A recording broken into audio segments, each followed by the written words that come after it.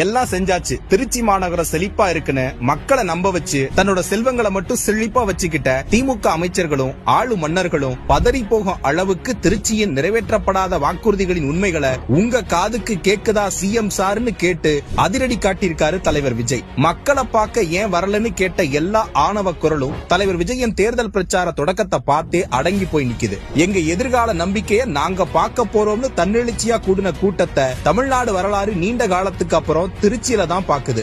ஐயா பெரியார், அறிஞர் அண்ணா, மக்கள் திலகம் எம்ஜிஆர்னு அரசியல் ஆளுமைகளுக்கு திருப்பு முனையா அமைஞ்ச திருச்சியின் சிறப்புகளை சொல்லி ஜனநாயக போருக்கு அழைப்பு விடுத்த தலைவர் மாவட்டத்தின் 9 தொகுதிகளுக்கான மக்கள் பிரச்சனைகளை ஒவ்வொன்னா அடுக்கினாரு. பெல் போன்ற தொழிற்சாலைகள் இருந்தாலும் திருச்சியின் ஆதாரம் விவசாயம் தான். அந்த விவசாயத்துக்கு திமுக செஞ்ச மொத்த பணிகள் 0. காவிரி டெல்டா தண்ணி தான் போராட்டம்னா மணப்பாறை, வையம்பட்டி, தொட்டியம் பகுதியில எல்லாம் குடிக்கிற தண்ணியே பிரச்சனையா இருக்குது.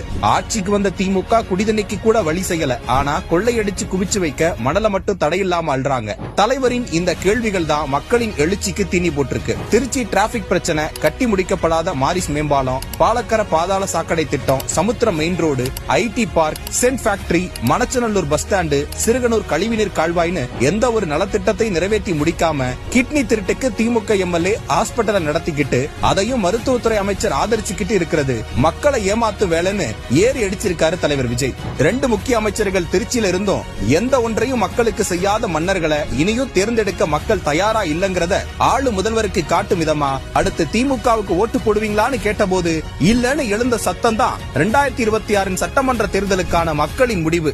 செய்வோம் செய்வோம் செய்வோம் செய்வோம்னு சொன்னாங்களே, செஞ்சாங்களா? சத்தமா சத்தமா மை டியர். இது போன்ற சுவாரஸ்யமான செய்திகளுக்கு நம்ம பேஜை ஃபாலோ பண்ணுங்க.